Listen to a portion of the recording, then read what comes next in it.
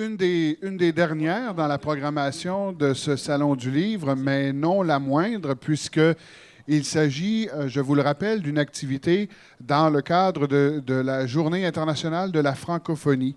C'est la deuxième année qu'on tient ce genre d'activité, cette table ronde très conviviale qui permet un peu de faire le point avec des intervenants sur le rayonnement de la région, de la Mauricie, sur le plan international. Alors, c'est une activité qui va bien au-delà des considérations linguistiques normalement associées à la journée de la francophonie, mais ça permet de prendre un temps de réflexion sur quels sont les succès qui font que la Mauricie a une visibilité sur le plan international et qui sont les acteurs de ces succès.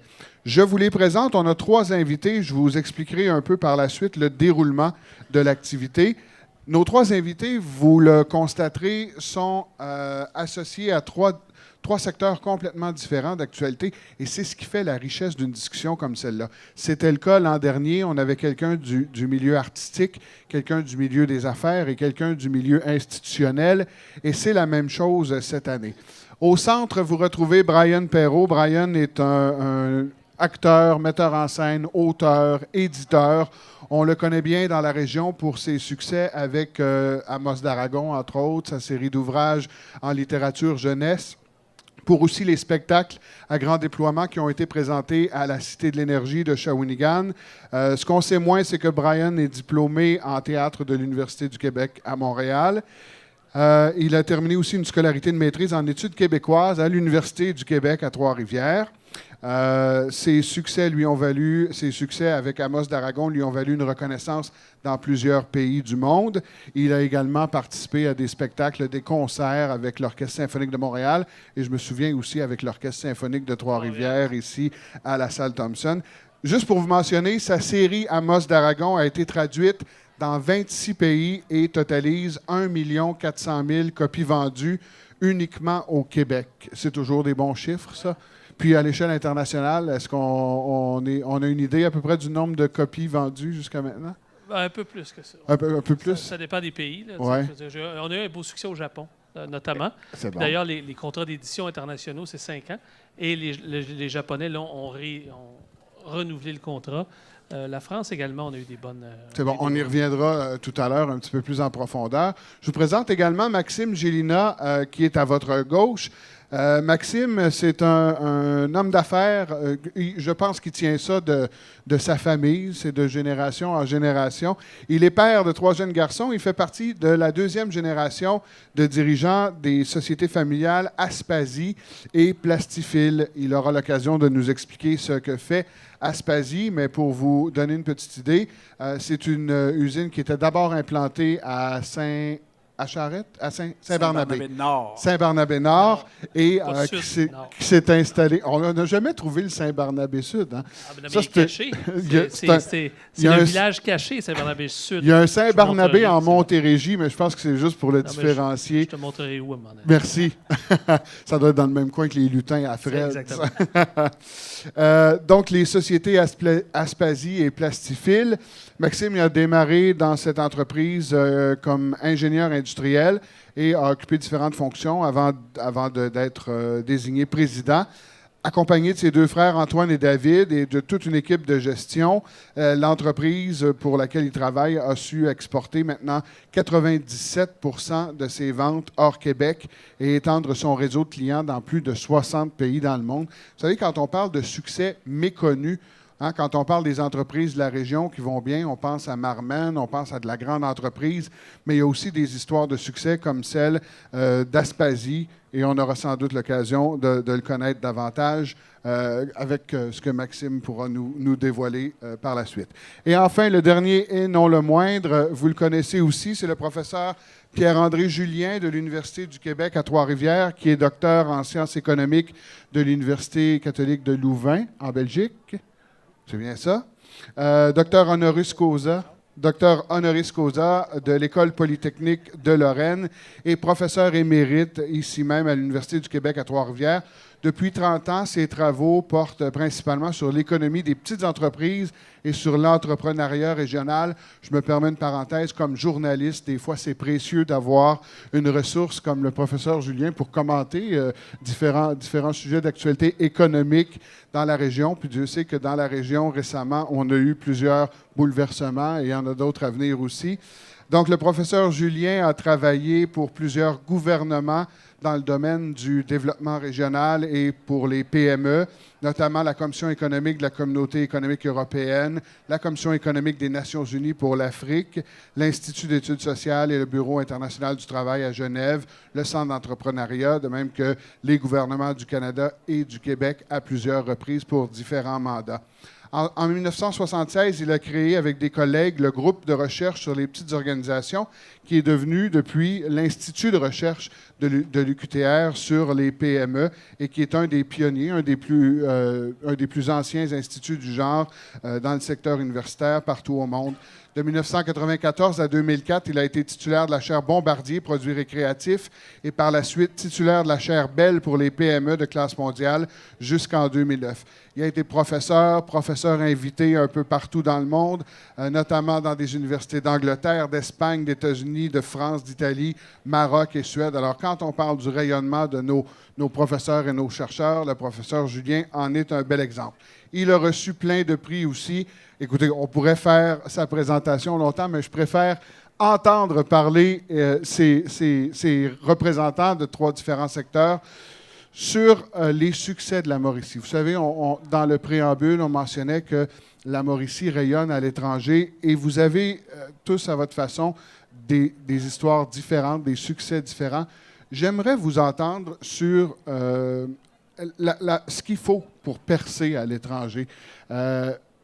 Je vais d'abord vous donner le temps, peut-être en 8 minutes maximum chacun, de nous parler de votre percée à l'international, l'histoire de votre entreprise ou de votre institut, Brian, de ta maison d'édition aussi, ou de tes propres succès littéraires.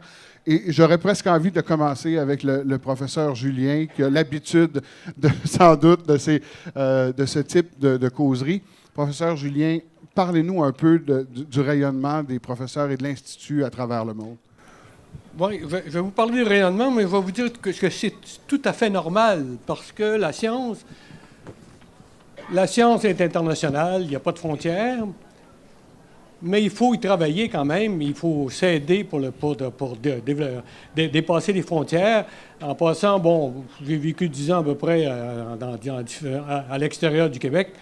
Mais ce n'est pas du hasard complètement, mais il y a aussi du hasard. Alors, des fois, on est invité, puis on se fait des amis. Et après ça, et des amis scientifiques en même temps, on développe des relations. Et par la suite, on y retourne et ça devient important. Dans l'Institut, par exemple, j'ai un jeune collègue qui est assez intéressant. Il passe 3 mois par année depuis 5 ans en Géorgie. En Géorgie, si vous savez ce que... Bon, c'est pas Géorgie... C'est pas Atlanta, là. C'est pas au sud des États-Unis.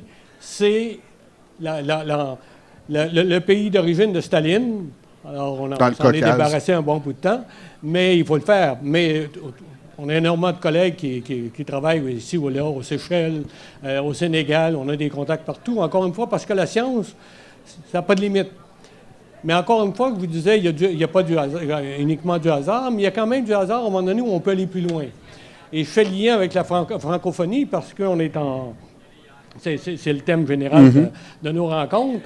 Et je me souviens toujours, à un moment donné, j'avais passé 3 mois à Vienne, à Sienne, tout près de Florence, et un des professeurs de l'Université de Florence nous avait dit, il s'appelait Giacomo Beccatini, il faut créer une association de chercheurs en PME latins.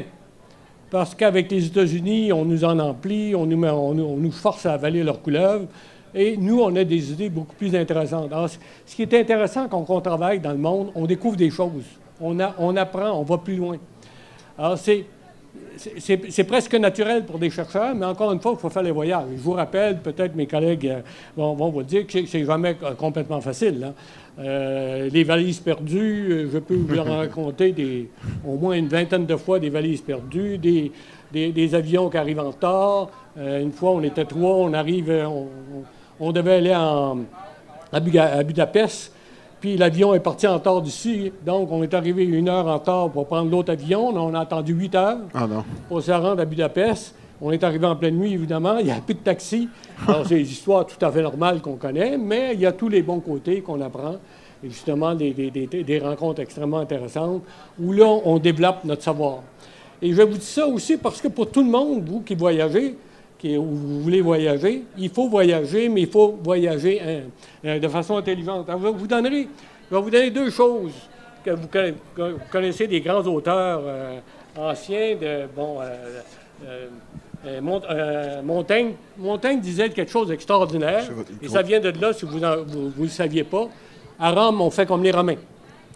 Et ça, c'est fondamental. C'est-à-dire, quand on va ailleurs, si on veut comprendre, il faut s'adapter à eux et non pas essayer de s'imposer.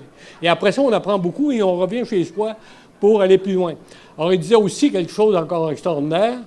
J'aime mieux mourir à cheval que dans mon lit. Parce qu'il faut voyager lentement et les chevaux, normalement, ne vont pas trop vite.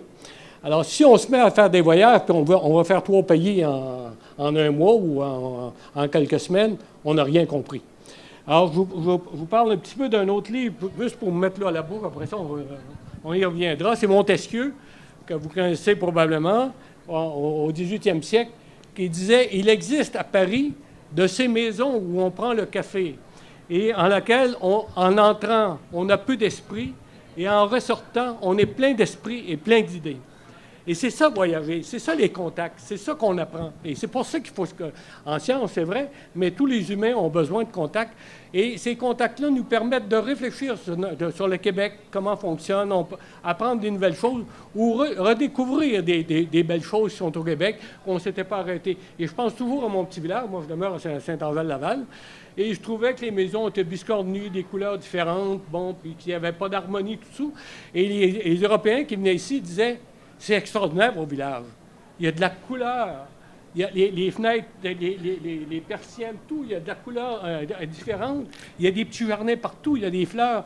Et c'est ça ce sont ces contacts-là qui font qu'on développe notre humanitude et qu'on apprend que la francophonie, que le monde est large et qu'on peut toujours aller plus loin et apprendre plus. Brian, je retiens de l'intervention du professeur Julien une phrase qu'il a dite, qui dit quand on va à Rome, on fait comme les Romains. Est-ce que c'est vrai aussi pour un auteur et un éditeur qui a le goût de développer des nouveaux marchés? Quand on va à l'étranger, est-ce que c'est ce qu'on doit faire? C'est ce qu'on doit faire, puis on doit surtout modestement écouter. Parce que, bon, comme auteur, c'est une chose. À partir du moment où on a un succès dans un marché, comme Amos d'Aragon a un succès au Québec, ben, ton produit, ensuite, tu peux le vendre. Hein, parce que même si c'est un livre, même si c'est de l'art, ça reste quand même un produit. Entendons-nous là-dessus, un produit culturel. Certains vont dire « Oh non, c'est de l'art avant tout, ça. » Mais ça doit être traité comme, si on veut vendre, si on veut vivre de ça, ça doit être traité comme un produit. C'est ça qui est important aussi de comprendre. Et ce produit-là, il doit avoir un succès dans son propre marché. Hein, parce que c'est rare que des choses n'ont pas de succès dans le propre marché puis sont reprises ailleurs. Il faut d'abord établir la validité de la chose dans son marché. Et ensuite, il y a d'autres éditeurs qui s'intéressent au produit. Ça, c'est ce qui m'est arrivé comme auteur. Et je n'avais pas le contrôle à ce moment-là des autres éditeurs et de ce qui se passait parce que ce n'était pas ma job. Maintenant, comme ayant repris mes droits et republié les Amos d'Aragon, c'est moi qui fais cette job-là, de contacter les autres éditeurs, de voir avec eux, de négocier. Le démarchage. Et ça prend, je pense, beaucoup d'écoute et de modestie. On ne peut pas arriver en disant voici, c'est comme ça que ça fonctionne pour avoir Amos d'Aragon, ça va être comme ça. Il faut vraiment que tu écoutes ce que l'autre a à dire et comment son marché fonctionne et comment son industrie fonctionne et ce qu'il veut et ce qu'il attend. Et il faut vraiment être à l'écoute de ça. Je vais juste donner un exemple. Tu sais, souvent, on veut imposer une couverture de livre. Hein? On se dit, ben chez nous, ici, l'image, c'est ça. Puis ailleurs, ben ça va être ça. Tu sais? Non, ben non. Parce que on a négocié là, quelque chose avec ça vient d'être conclu, avec la Turquie. Mais la Turquie, non, c'est pas ça une bonne image. Pour eux, la bonne image d'un livre, c'est celle qu'ils me présentent là. Où moi, je la regarde, puis je fais, ouais, OK. Et puis ils me disent, ouais, ben c'est ça chez nous qui marche, tu sais. Donc, il faut avoir cet esprit-là. Puis, regarde, présentement, chez Perrault Éditeur, on est en train de travailler une distribution directement en France. C'est-à-dire qu'au lieu de céder des droits à un éditeur français, nous, on va faire la job sur le marché français. Alors, directement en France. Alors là, c'est long. Ça fait déjà 2 ans que je suis là-dessus. Tu sais. Qu'est-ce que ça implique, justement, comme changement? Ça implique des investissements majeurs. Ça implique de connaître ce marché-là. Donc, d'y aller une couple de fois, de connaître les bonnes personnes, de fréquenter les bonnes personnes, puis d'avoir de l'aide aussi des distributeurs qui sont là, puis qui disent, notre marché, puis c'est aussi s'adapter à un vocabulaire. Parce que en France, ils n'ont pas le même vocabulaire sur le marché du livre que l'on a ici.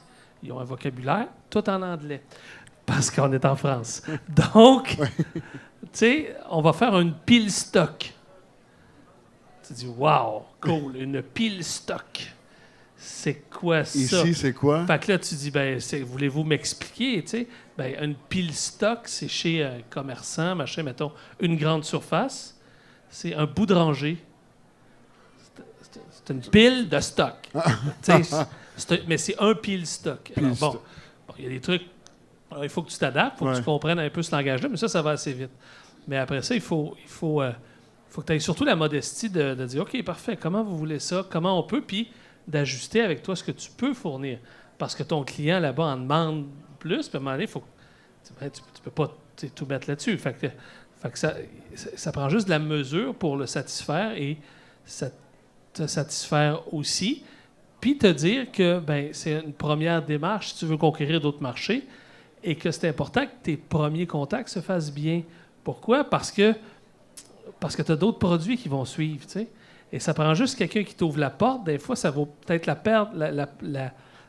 peine de perdre un peu plus sur un deal, mais d'avoir une porte ouverte pour ensuite glisser d'autres titres, d'autres auteurs, et commencer à travailler d'une différente façon. Tu sais. Qu'est-ce qui doit primer? Est-ce que c'est la volonté, ou en fait, qu'est-ce qui, dans ton cas, a primé? Est-ce que c'est la volonté de percer un nouveau marché ou l'indice qu'il y avait une demande pour ton produit ou tes produits? J'ai une demande d'autres éditeurs français pour mon produit parce que mes contrats sont tombés là-bas puis ils doivent être réactivés. Alors, j'ai le choix. Qu'est-ce que je fais? Chez le même éditeur ou j'attaque moi-même le marché? Alors, moi, dans ma façon de penser, j'aime mieux contrôler mes affaires, être à la base de mes trucs, plutôt que de laisser à un autre éditeur le choix de décider sur un marché que je connais, qui est francophone.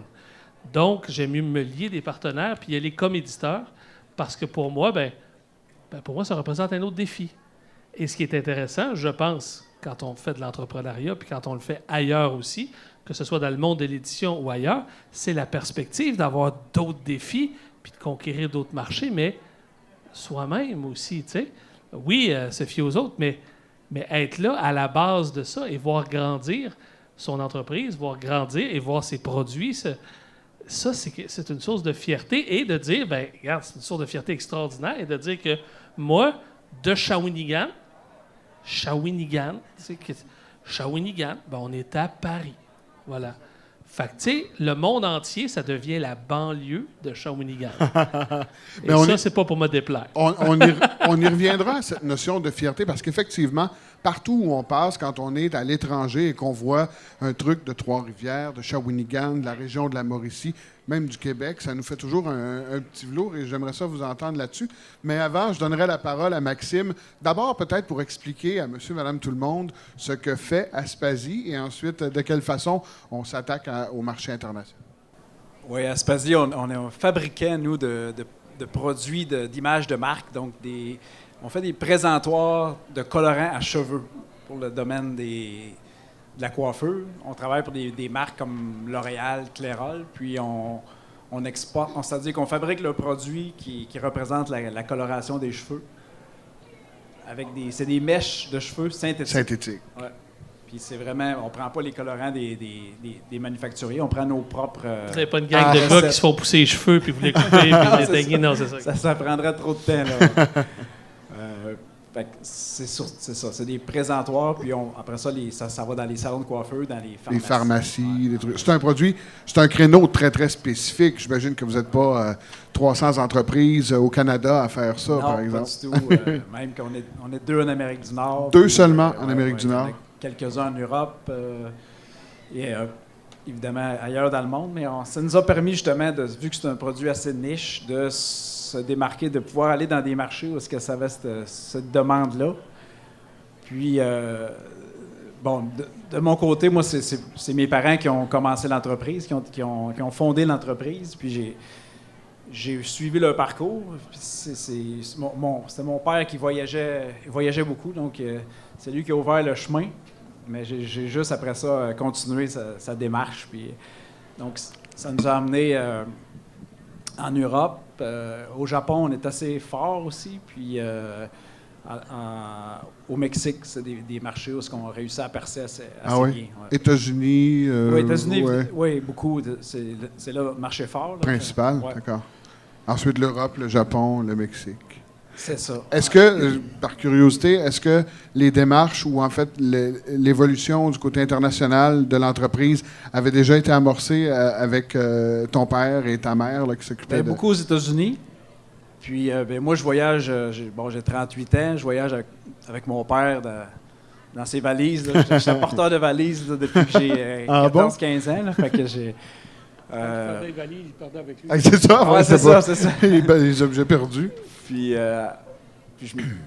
un exemple, j'étais d'une rencontre chez Clairol sur la 5e avenue à New York une fois. J'avais peut-être 16 ans peut-être. Puis la cliente a discuté avec mon père d'un problème quelconque. Puis moi, j'ai soulevé une idée pendant le meeting. Puis la cliente a dit, écoute, je faisais ça avant que tu naisses. C'est vrai. Je me suis un peu assis après ça. C'est pas grave parce que c'est ça, faut garder notre style. Je pense que quand on est à l'étranger, puis je le fais encore. Je pense que c'est important de garder notre style, peu importe qui qu'on est. Puis, garder notre couleur. Oui, c'est ça. Les gens aiment ça. Ouais. Mais le fait d'être québécois, canadien, français, là, je pense que ça a un gros avantage. Quand on va dans plusieurs pays, on est exotique. C'est aussi une étiquette de qualité. Hein? Oui. C'est un label de qualité, comme on pourrait dire, le fait d'être un entrepreneur québécois. Professeur Julien, vous... Parce qu'on est en même temps nord-américain et en même temps européen. Alors, on peut comprendre les autres, puis en même temps, on n'a pas l'impérialisme américain. Et ça a un effet majeur. Ah oui? Mais il y a un point très, très important qu'à soulever, c'est la distinction. Il ne faut pas penser qu'on va aller dans un autre pays en essayant de vendre des choses que tout le monde vend. Il faut absolument faire quelque chose de différent. Et nous, on a percé. Les Français et les Belges appellent ça, à Trois-Rivières, c'est la Mecque de la PME. Donc, c'est la capitale des études sur la PME parce qu'on a commencé il y a 40 ans. Personne ne travaillait sur ça. Et on a développé des capacités tout à fait particulières. Donc, ils font la référence. Les Mexicains, la même chose. On a des contacts énormément avec les Mexicains parce qu'ils savent, on n'est pas des Américains, on n'essaie pas de leur imposer des choses, mais on pense aussi latin. Et c'est assez facile. Moi, je parle espagnol parfaitement, je parle italien, beaucoup de langues. Mais c'est facile de faire des affaires, de travailler ensemble parce qu'on se comprend. Puis on peut discuter, puis ils sont enthousiastes. Ils parlent à peu près comme moi avec les mains, puis encore plus. Donc, on se comprend bien. Puis après ça, prendre une bonne bière ou une bonne tequila par la suite. On a du plaisir ensemble. Alors, ça donne toute une atmosphère qui fait que c'est plus facile. Puis on est considéré. Alors, encore une fois, c'est comme Saint-Barnabé, ils ne savent pas que ça. Oui, Shawinigan, ils ne savent pas beaucoup. Trois-Rivières, ils savent à peu près parce qu'ils viennent. Là, on ne partira pas une guerre entre Saint-Barnabé, Shawinigan et Saint-Angèle de Laval.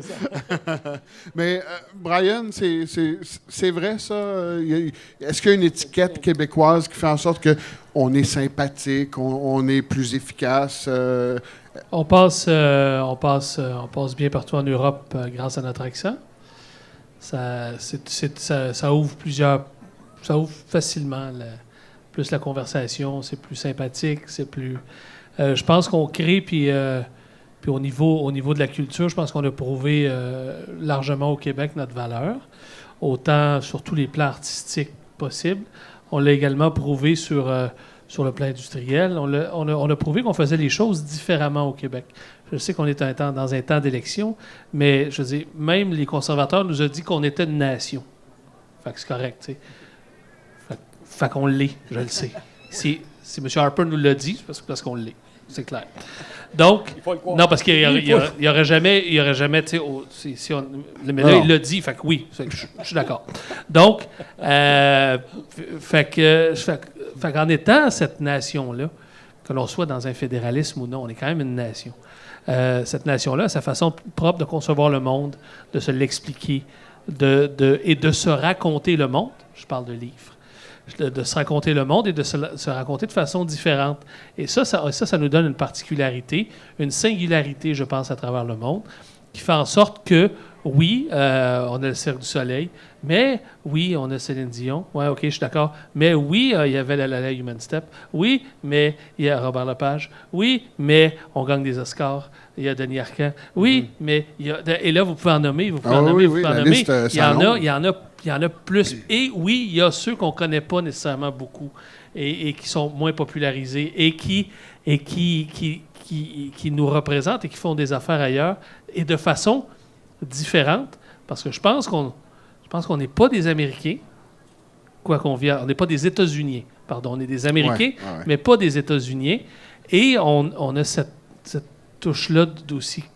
On est ouvert culturellement, hein? Tout à fait. Parce qu'aux États-Unis, mettons, tu vas au Kentucky, je ne suis même pas sûr qu'ils savent qu'il y a un monde après, tu sais, ça va être méchant, tu sais. Non, effectivement. Qu'il y a des océans, je ne sais pas qu'ils le savent.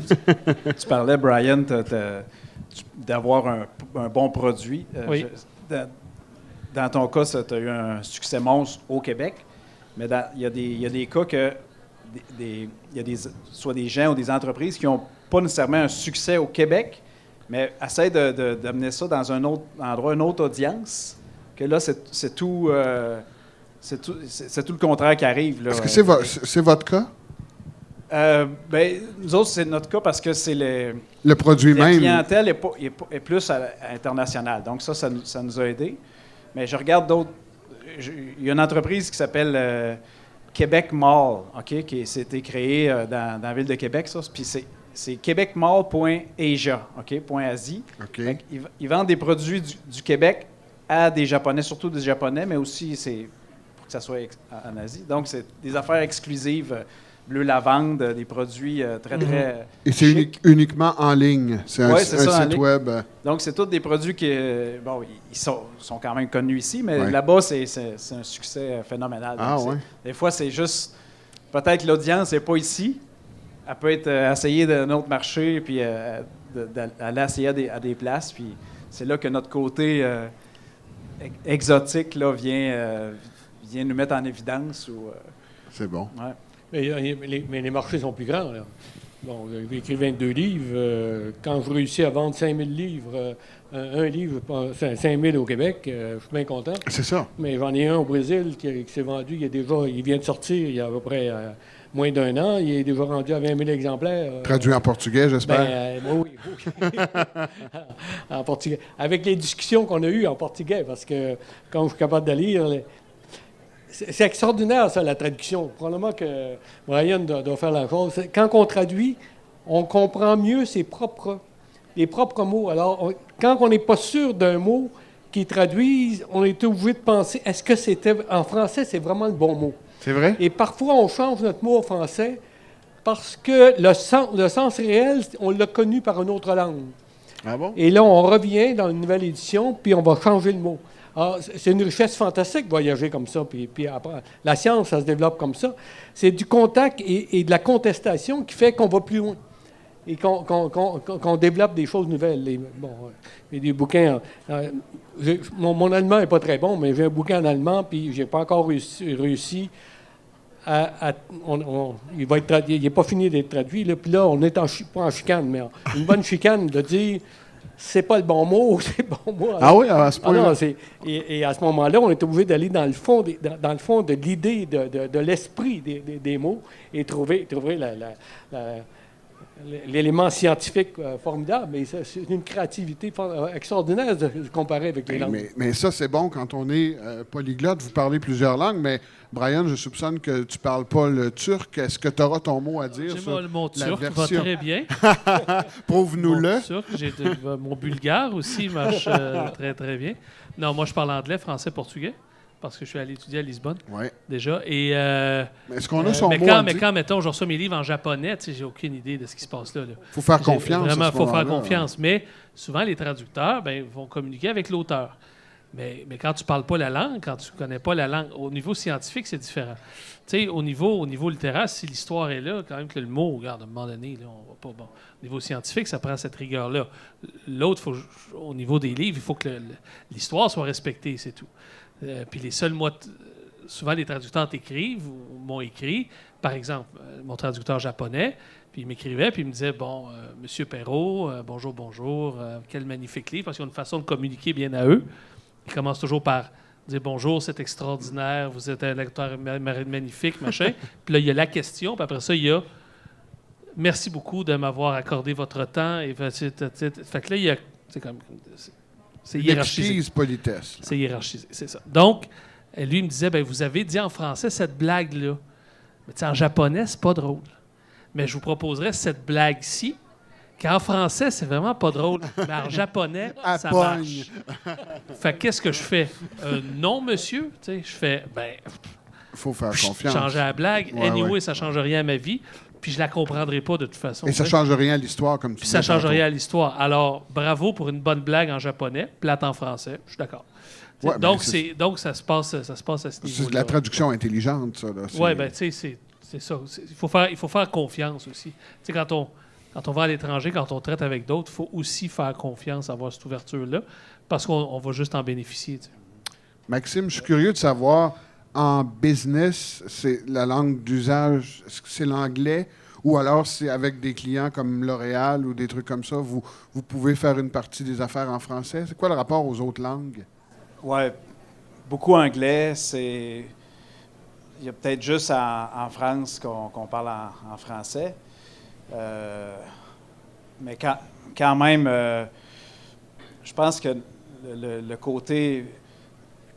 avant-hier, j'étais aux États-Unis, puis j'étais avec un collègue, puis on parlait en français à côté, puis là, on s'excusait à notre interlocutrice américaine. Anglophone. Mais on était là, non, c'est correct, ça, vous parlez français, vous avez le droit de parler français, puis c'était bien vu, tu sais. Fait que je sais pas. Puis l'accent, je pense que les gens ils aiment notre accent, puis même les Français beaucoup, ça c'est clair que ils sont jaloux, peut-être. Très appréciés là. Parce qu'ils sont pas capables ou à peu près pas capables de reproduire l'accent anglo-saxon d'Amérique du Nord. Incroyable comment que je trouve qu'on est bien accueillis. Moi, je trouve en France. Ah, vous êtes Québécois, il y a toujours un lien facile à faire, toujours. Puis, je trouve ça merveilleux de parler québécois, canadien, français et à l'international. Et aussi, mais ça prend l'anglais. Je trouve, comme dans le bureau, nous, des fois, on va se parler en anglais. J'ai des collègues qui sont plus anglophones. J'aime le mélange que ça fait. Des fois, on commence en anglais, on finit en français. C'est bon. Ou l'inverse, mais c'est... Et quand on développe, par exemple, vous disiez qu'Aspasie était présente au Mexique. Est-ce qu'on fait affaire avec le Mexique en ayant des interprètes espagnols ou si c'est en anglais qu'on réussit à communiquer, à s'établir là-bas?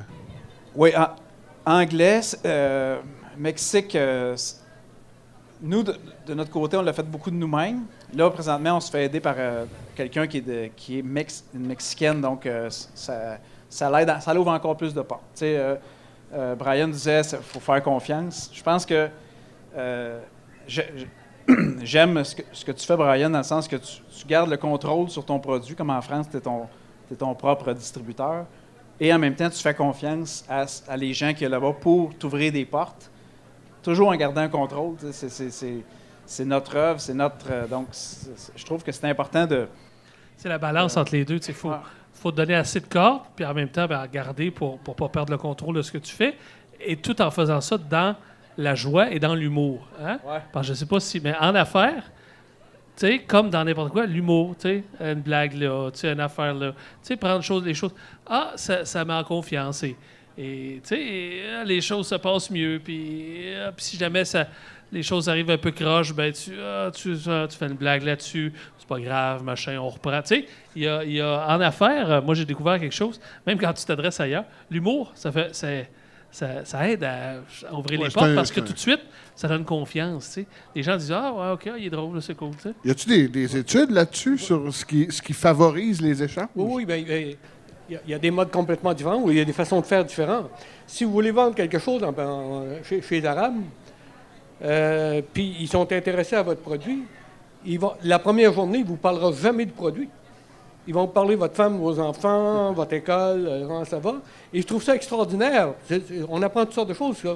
Parce qu'un contrat, là, on sait très bien ce qui est écrit puis ce qui se passe réellement, là. Ouais, c'est ça. C'est ce qui se passe réellement. Alors, le contrat va être bon si on a confiance en celui qui va l'écrire. Donc, ils prennent une journée ou deux pour parler de l'individu, pour qu'on se comprenne, avec des blagues, avec la façon qu'on voit la vie. Après ça, le contrat vient après. Mais là, la confiance s'est développée. Et là, ça devient beaucoup plus intéressant après ça. Le contrat, c'est... On va passer 3 jours dans le droit. En science, dans certains pays, c'est exactement la même chose. On va passer 3 jours, on va faire 2 jours pour parler de n'importe quoi. La dernière journée, on va parler de science, mais là, on va savoir... Ou jouer au golf, ou aller faire un tour sur un bateau. À Curso, pas cette fois-ci, la prochaine fois. Non, mais au Portugal, je trouve ça extraordinaire. Ces gens-là sont tellement accueillants, puis ils ont une culture tellement extraordinaire. Alors, on va passer 2 jours à parler du Portugal, à voir les différences entre le Québec. Et quand on a développé une affinité, là, on va se comprendre dans la langue, que ce soit en Portugal ou en anglais. D'ailleurs, il faut être prudent dans la traduction, hein, parce que, bon, nous, on travaille énormément de PME au Québec. Par exemple, on a travaillé avec CVTech de Drummondville, qui fait affaire avec Tata Motors. En Inde? Et aux Indes. Alors, les Indiens parlent anglais. Mais même si tout le monde parle anglais, on ne se comprenait pas. C'était bien clair. Donc, on avait... moi, j'avais un collègue ingénieur qui était ici depuis 25 ans. Donc, il était capable de traduire ce qu'il y avait derrière l'anglais. Et lui, il était crucial. Alors, au début, ça a été très important. Après ça, on a développé des contacts. Et on a compris que derrière la langue, ça n'avait pas toujours le même sens. Donc, la culture, c'est très, très fin. La science, c'est très fin, mais la culture aussi, c'est de la finesse. Et la finesse, il faut après ça dépasser la langue, avoir des liens, sentir les choses. On ne retrouve pas ces subtilités-là dans ce qu'on appelle le globish, je pense, l'espèce d'anglais international que tout le monde parle, mais un peu tout croche, un peu, on dit qu'il y a un bassin peut-être de 2000 mots maximum qui fait un anglais de référence. On dit jusqu'à 5000. 5000, c'est possible. La langue, c'est 100 000 mots. Mais c'est ça, c'est beaucoup plus, on va plus dans les subtilités. C'est ce que dit Montesquieu et Montaigne. Quand, à Rome, on fait comme les Romains, ça veut dire que si on veut, même si on parle parfaitement italien, de toute façon, c'est dialecte. Hein. Si vous allez à Rome, moi, à un moment donné, il y a des endroits où je ne comprends rien parce qu'ils parlent le dialecte romain. Oui, moi, je ne comprends rien au Lac-Saint-Jean. C'est ça. La même chose. Donc, il faut qu'on se comprenne par des gestes, par des façons de voir les choses, par la façon qu'on boit un verre de vin, etc. Et après ça, on rentre dans la subtilité. Mais on a déjà des éléments pour comprendre, pour se préparer à comprendre des choses plus complexes. Vas-y, tu as quelque chose à ajouter? Oui, j'ajouterais, c'est incroyable qu'est-ce qu'on apprend en voyageant, évidemment. Là, oui, c'est coûteux voyager, mais je trouve plus c'est coûteux de ne pas voyager, de ne pas explorer des... Puis j'ai vu beaucoup de mes amis qui ont fait des voyages, qui n'avaient pas l'occasion comme moi en affaires de le faire, mais qui le faisaient d'eux-mêmes. Puis je trouvais ça extraordinaire, d'aller...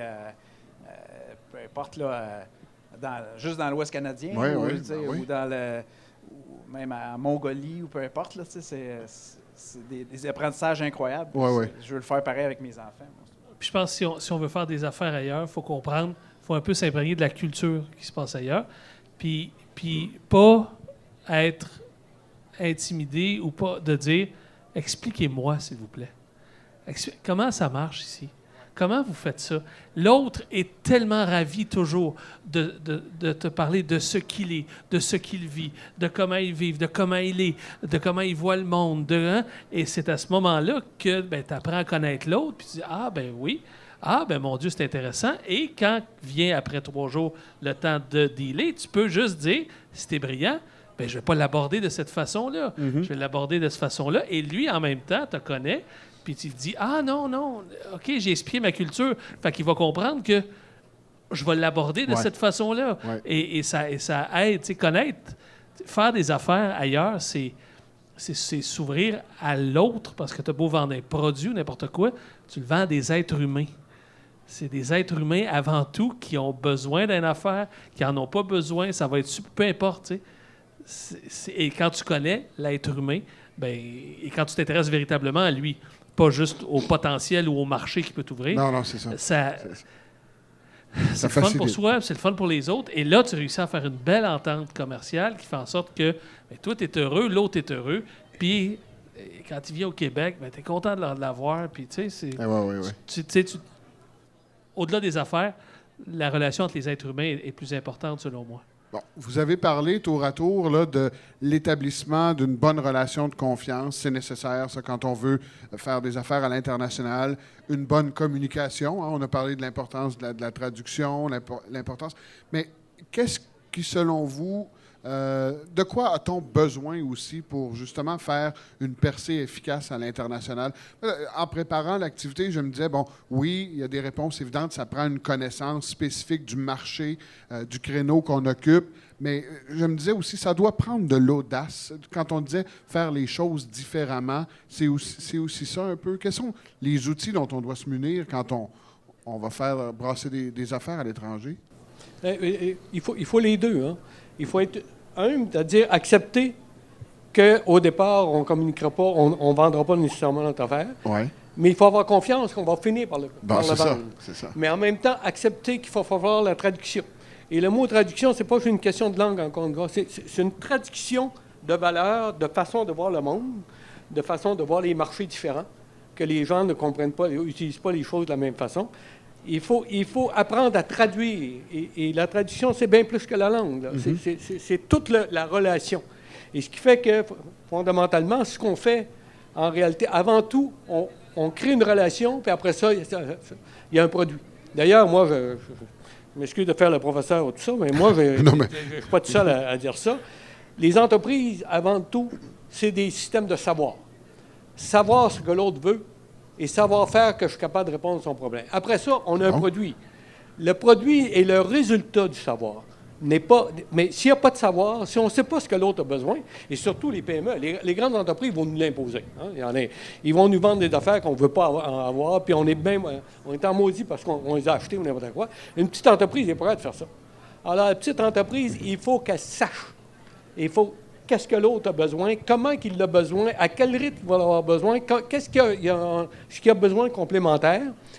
Et là, quand on finit ça, on adapte notre produit, et là, il est content. Mais avant tout, il faut le connaître. Brian?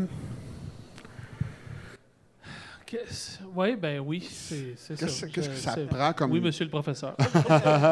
L'élève écoute et prend des notes. Moi, c'est du câble à Madeleine. Qu'est-ce que ça prend? Ça prend un produit que l'autre désire, qui est intéressant, qui est différent, qui est peut-être des fois nouveau. Parlons en culture. En culture, ce qui est intéressant, c'est... Parce que là, je vends de la culture. Là, fait que bon, ce qui est intéressant, c'est un produit où c'est la découverte de l'autre. Hein? C'est ça, c'est la relation humaine, puis la culture, c'est se connaître soi et c'est découvrir l'autre. Et c'est s'enrichir. Alors, s'enrichir, ça veut dire que quand je crée quelque chose, je m'enrichis personnellement en tant qu'artiste, mais quand je le vends à quelqu'un d'autre, l'autre s'enrichit s'il le veut bien. Il a le choix de ne pas le prendre ou non. Parce que la culture, c'est pas comme de la bouffe, tu sais. Je veux dire, je suis obligé de manger 2, 3 fois par jour. Tout le monde est obligé. Je suis obligé d'avoir un toit.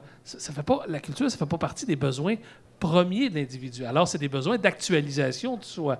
Alors, dans l'actualisation de soi, tu as différents niveaux. Puis il y en a qui se sont bien connus et qui connaissent bien leur culture et qui ont envie de connaître l'autre, de ce qui se fait ailleurs, comment les autres pensent, qui sont ouverts. Ça. Et la culture, internationalement, si elle se vend de cette façon-là, comme découverte, d'où l'importance d'être unique dans ce qu'on fait et d'avoir un produit québécois, dans le sens où, avec notre propre culture, et c'est ça qui, ce qui vend nos entreprises culturelles, c'est notre culture.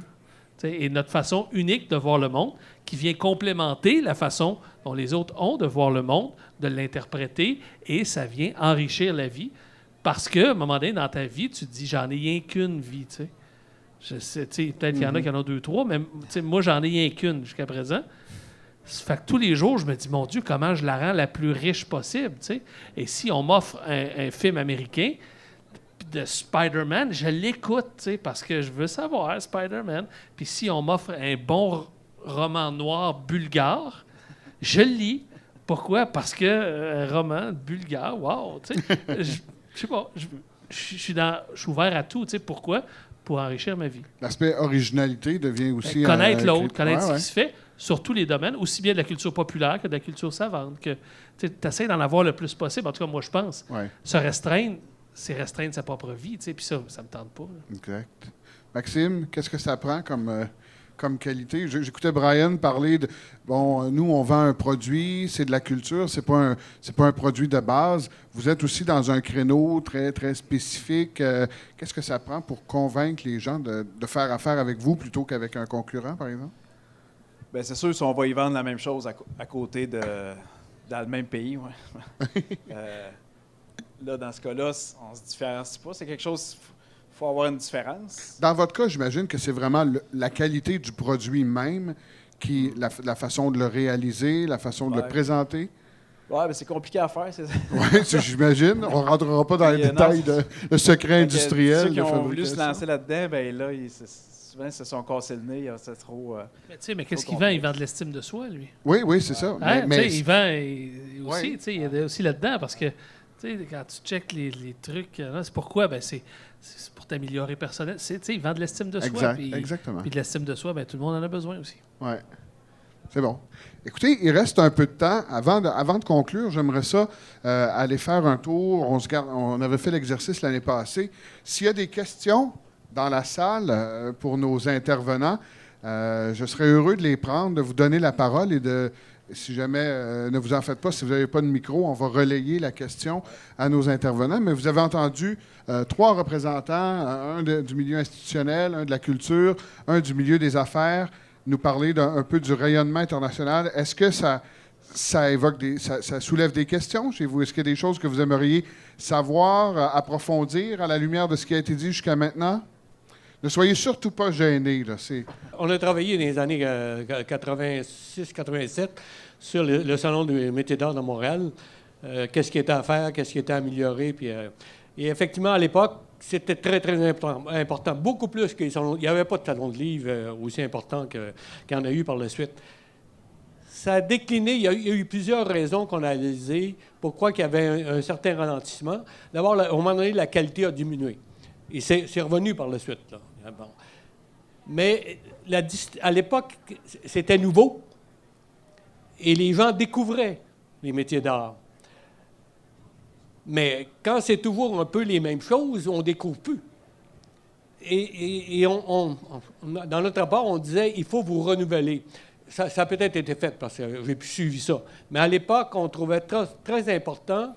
Les livres, automatiquement, ça se renouvelle parce que c'est jamais les mêmes artistes. Les artistes, les mêmes... Il y a des nouveaux romanciers qui arrivent tout le temps, etc. Dans le Salon des métiers d'art, on avait l'impression qu'il n'y avait pas un renouvellement. Et c'est très important pour les gens, ça, la population. Ils ont besoin de quelque chose de nouveau. Ce qu'on vend, là, finalement, c'est toujours des choses nouvelles. Même nous, en sciences, la science évolue continuellement. Alors, on est toujours en train de dire ce qu'on avait raconté il y a 10 ans, c'est plus ça, etc. Alors, je ne sais pas si c'est une leçon que ça peut donner, mais vous êtes des vendeurs d'affaires. Là. Il faut que la population soit d'accord, soit ouverte, puis accepte ce que vous vendez. Je ne sais pas si ça se fait bien, mais c'est une bonne question qu'il faut se poser. Il y a aussi une hiérarchisation de la culture. Je veux dire, on le voit dans les médias. Il y a des choses plus importantes qu'on va traiter, qu'on juge plus importantes qu'on va traiter en culture avant d'autres. C'est comme ça. Fait qu'à un moment donné, il faut faire sa place, il faut travailler auprès des médias pour valoriser son produit. Parce que c'est sûr que, je sais pas, moi, il y a des catégories inconscientes qui se font, tu sais. Puis si tu es en bas de la catégorie, inconsciemment, on se fait « ça, c'est juste des métiers d'art. » Comme à un moment donné, ben, ça, c'était juste des livres. Mais ça, c'est de la chanson populaire. Je sais pas trop, tu sais. Oh, ça, c'était pas... Tu sais, puis même en littérature, tu sais, on voit ça, il y a une certaine hiérarchie des genres même, tu sais. Donc, puis ça dépend quel journaliste traite de la chose, tu sais. Puis de la quantité, je suppose, tu sais, comme journaliste, je n'ai pas d'affaire à répondre pour toi, mais je veux dire, la quantité de trucs qui arrivent aussi, tu fais des choix, tu sais. Tu fais des choix entre ceci et cela, je pense. En tout cas, ce que je connais un peu du journaliste, tu sais, puis tu as tant de chroniques à écrire par année, puis bon, tu sais, il y a aussi cette hiérarchisation-là qui se fait, tu sais. Mais le Salon des métiers d'art de Montréal a travaillé fort, là, tu sais, que Marina Orsini, qui chaque année était là pour en faire la publicité. La visibilité, tu sais, je veux dire, quand même, on en a parlé pas mal, tu sais. Il y a eu un... Tu sais, moi, je savais pas qu'il y avait un Salon des métiers d'art, puis quand Marina Orsini est arrivée, puis elle en a parlé, là, je l'ai su. C'est bon. Voilà. Oh. En tout cas, dans notre cas, ça a été très clair. Si on avait essayé de faire comme les grandes universités, là, on n'aurait jamais parlé de nous autres. Il n'y aurait pas eu de rayonnement comme parce qu'il y a des chercheurs depuis 100 ans qui travaillent sur des thèmes qu'on aurait pu s'accrocher à les autres, mais on aurait été un de plus dans le grand développement. Donc, par hasard, ben, on se dit, on n'est pas nombreux, nous autres. Si on avait été 25 professeurs en finance, il y aurait eu un centre de recherche en finance. Il y avait 3 professeurs en finance. Puis il y avait 2 professeurs en gestion, puis 3 économistes, puis 2 marketing. Il fallait trouver un thème que tout le monde puisse travailler ensemble. Puis la petite entreprise, ben ça ne se sépare pas comme ça. Dans une grande entreprise, vous pouvez travailler en finance, dans une grande entreprise, puis jamais entendre parler de marketing, jamais entendre parler de gestion, puis de ressources humaines. En PME, ils savent très bien, tout se tient. Si vous n'avez pas des bonnes ressources humaines, vous n'avez pas une bonne mise en marché, si vous n'avez pas un développement de produits, vous n'avez pas une bonne production, ça ne marche pas. Alors, on a été chanceux par notre faiblesse. Mais en même temps, derrière tout ça, on s'est distingué. On a été les premiers à faire ça. Alors, là, qui nous rattrape, il y en a partout dans les centres. Mais on est un des plus gros au monde parce qu'on a commencé il y a 35 ans. Alors, la distinction, il faut absolument se distinguer quand on est petit. Quand on est gros, on a le pouvoir de s'imposer. Mais petit, il faut se distinguer. Il faut vendre des choses particulières. Il faut écrire des livres de façon particulière. S'approcher aux enfants de façon tout à fait particulière qui fait qu'on se distingue. Mais si on essaie de faire comme tout le monde, on va mourir. Je pense que aussi aujourd'hui avec l'Internet, c'est incroyable comment on peut se mettre en avant sans avoir besoin de personne. Je donne un exemple, là, l'Angélène qui font des vêtements ici, là, ils se sont fait connaître beaucoup plus par le web. Des fois, c'est d'être dans une niche très, très spécifique, d'avoir un point de différenciation. Puis c'est pas nécessairement à Montréal que ça va poigner. Ça peut être en Arizona. À Saint-Barnabé-Nord. Saint-Barnabé-Nord. Ouais. Ça prend des marchés, par exemple. Il faut penser que ça prend du monde pour acheter un produit. Fait que si on est capable de dire, bon, je vais dans une talle de monde qui se regroupent sur Internet, là. Ils sont pas... il y en a un peu partout dans le monde, mais c'est des gens c'est des amateurs précis du produit que je fais. Puis c'est là que ça peut tellement se déployer facilement. Je pense que ça part au début de l'idée qui est très spécifique, qui se différencie finalement. Bien justement, à partir du moment où on a cette distinction dont vous parliez, est-ce que ça a un impact, l'endroit où est située l'entreprise? Vous autres, ça n'a jamais été un handicap d'être de la Mauricie, d'être on n'a pas besoin d'avoir un siège social à Montréal ou à Pointe-Claire. On a beaucoup de clients qui nous visitent, c'est-à-dire que c'est pas un centre commercial, là, mais on va y chercher à l'aéroport à Dorval. Ouais. Puis c'est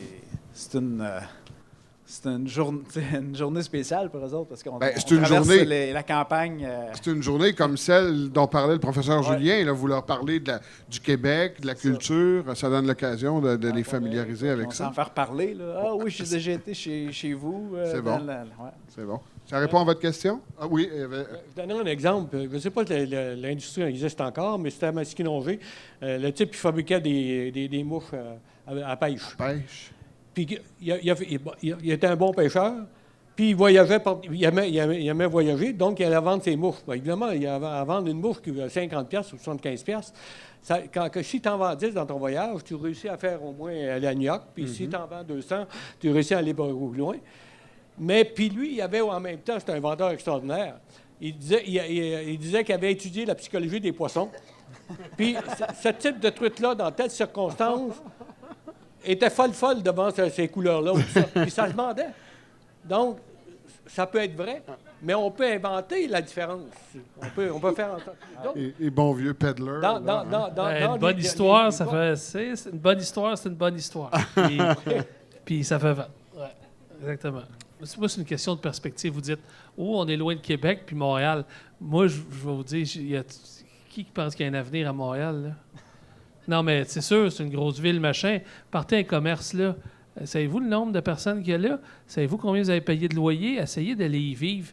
Connaissez-vous votre qualité de vie que vous allez avoir? Où vous allez le parquer, votre char? Savez-vous que présentement, c'est pas déneigé, là? Tu sais? Hein? Non, mais à un moment donné, il y a tout ça, tu sais. Puis, savez-vous combien ça coûte? Comment vous allez économiser en partant votre affaire à Shawinigan? Ah ouais, vous allez faire un peu plus de route. Mais, mon Dieu, tu sais. Savez-vous savez-vous qu'il y a de l'aide financière, tu sais, pour quand on est plus ouvert à Shawinigan qu'à Montréal, tu sais, pour aider les entreprises, tu sais, il y a tout ce fonctionnement-là qui fait en sorte que, moi, je veux dire, vous dites, ouais, mais c'est parce qu'on est loin de Montréal puis de Québec. Moi, je dis, c'est tant mieux. Ouais, j'ai rien à faire ça là. Ça devient un avantage. J'ai rien à faire. Je n'ai que des avantages à être à Shawinigan. Puis, avec l'Internet, je fais tout chez... Ah oui? Ben oui, s'il y a un avion à prendre, j'ai 2 heures de route à faire. Ben oui. Ben je vais le faire. Avec plaisir. C'est pas long, tu sais.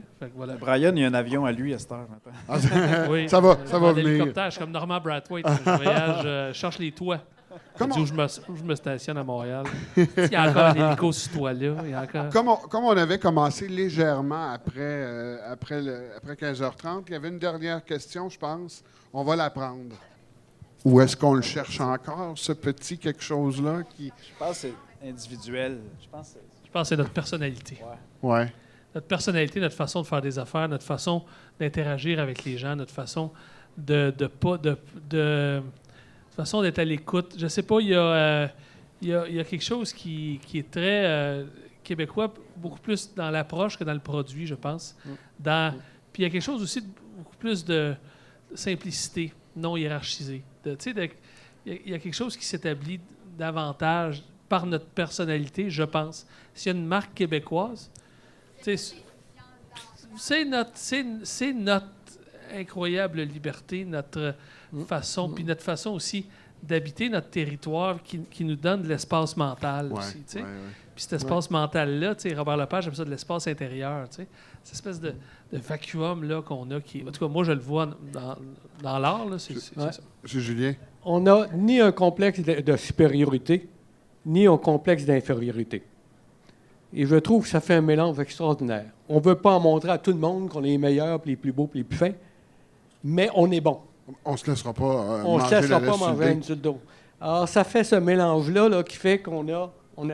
C'est ça, la liberté, un peu. C'est cet esprit-là qu'on est prêt à foncer. Puis on va peut-être se tromper, puis on va se faire avoir... On se relèvera. De temps en temps, mais on va continuer en disant, écoute, tu ne m'as pas écouté. Je vais te le répéter 3 fois. Tu vas finir par comprendre. Si tu ne comprends pas, ben, je vais aller ailleurs. C'est bon. Ça répond à votre question? On est les plus meilleurs. Bon. Le gars de Shawinigan. C'est ça. Que voulez-vous? Oui, c'est ça. Écoutez, je voudrais vous remercier, messieurs, Maxime, Brian et Pierre-André. Merci de votre participation et surtout du temps que vous avez mis à préparer et aussi à répondre aux questions dans le cadre de cet entretien. Pour ma part, c'est la 2e année que je procède à l'animation de cette activité et je suis toujours heureux de voir que des gens qui deviennent des ambassadeurs de la région à l'étranger ont cette vivacité d'esprit, cette capacité de dire comment ils font les choses, comment ils peuvent faire la différence. Puis je pense que c'est intéressant de partager ça. Merci beaucoup. Je pense que ça mérite une bonne main d'applaudissements pour nos invités. Merci.